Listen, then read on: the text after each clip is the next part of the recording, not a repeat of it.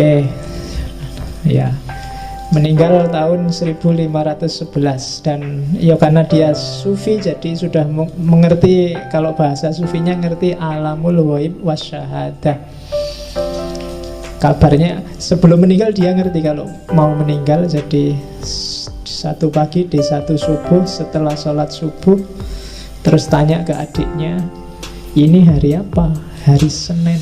Terus dia ngerti, tolong aku ambilkan kain kafan. Diambilkan kain kafan, terus kain kafannya dicium, terus duduk selonjor, kakinya diselonjorkan sambil semacam orang nunggu waktu. Jadi yang intinya, aku siap dipanggil hari ini, selamat datang malaikat maut, kutunggu kedatanganmu. Ya, dari sambil selonjor pagi-pagi dia ngerti itu. Terus konon ada yang tanya, Syekh, mbok saya dikasih wasiat terakhir. Kalimatnya hanya satu, kamu harus ikhlas. Yang lain, kamu harus ikhlas. Bolak-balik ngomong kamu harus ikhlas. Terus meninggal dengan kain kafan yang sudah siap, apa-apanya siap. Jadi tinggal langsung berangkat. Nanti setelah dia meninggal, di bawah bantalnya itu ada surat yang terkenal sekali, berisi syair panjang. Ya antara lain intinya dia ngomong bahwa setelah ini aku pergi, tidak usah ditangisi, karena yang kamu lihat sekarang itu hanya seonggok daging. Jadi aku tidak kemana-mana, aku hanya ganti baju. Jadi rohku bersatu dengan hakikatnya. Dan jiwaku bukan yang kamu lihat itu, Ghazali bukan yang kamu lihat itu. Yang kamu lihat itu hanya bajunya kemarin. Nah itu nanti kamu lihat syair terakhirnya Ghazali, terkenal sekali.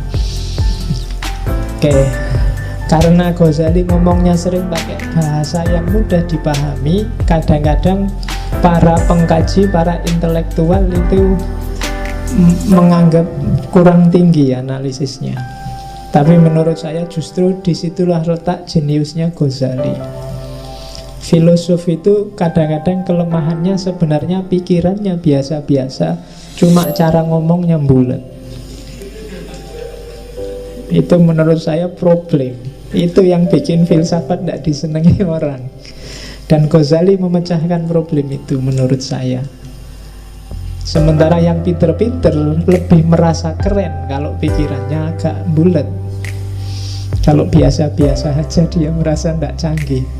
Jadi filsafat yang gampang itu sering nggak dianggap menarik.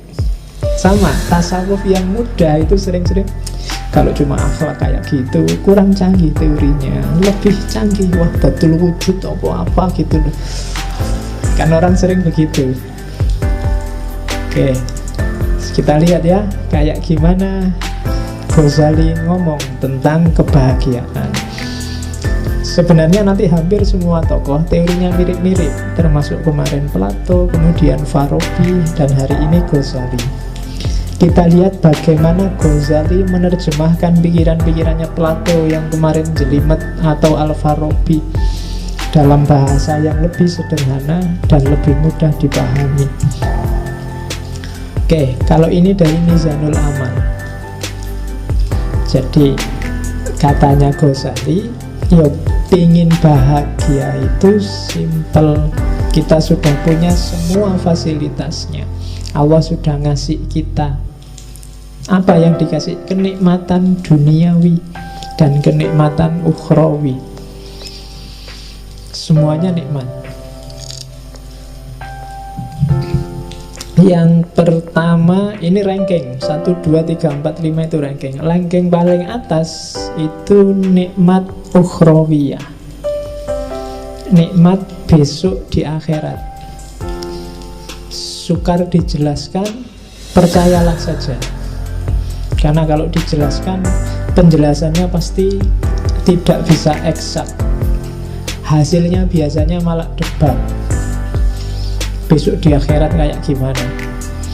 Berapa ya dinginnya surga? Berapa ya panasnya neraka? Kira-kira surga itu kalau pakai AC itu berapa PK kira-kira? Yang itu susah membayangkan. ngomong yang eskatologis, itu hanya bisa dipercaya. Tapi di sana digambarkan nikmat luar biasa. Cuma kenikmatan surga tidak akan bisa dicapai kalau kita tidak ketemu dengan nikmatnya jiwa, keutamaan nafsiyah. Kalau di dunia ini jiwamu galau, tidak tenang, entah karena apa, tidak mutmainnah, ya kamu tidak akan ketemu kenikmatan ukhrawi. Makanya kan di Al-Fajr itu, ya ayyatuhan nafsul mutmainnah. Kalau makomnya jiwamu belum nyampe mutmainnah, kamu tidak akan ketemu nikmatnya ukhrawi. Jadi jiwamu harus stabil dan nikmat dulu. Kalau di Mizanul Amal, cari nikmatnya jiwa gimana Pak? Yang pertama, akalmu. Dia akan merasa nikmat dengan ilmu. Jadi kita punya akal, bagian dari jiwa kan akal itu.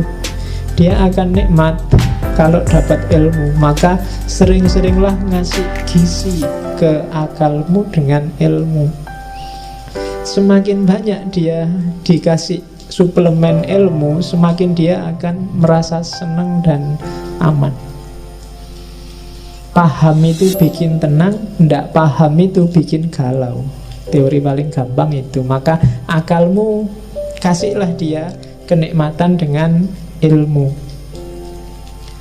Terus dirimu, maksudnya kedirianmu, pribadimu, bikinlah dia nikmat dengan warok.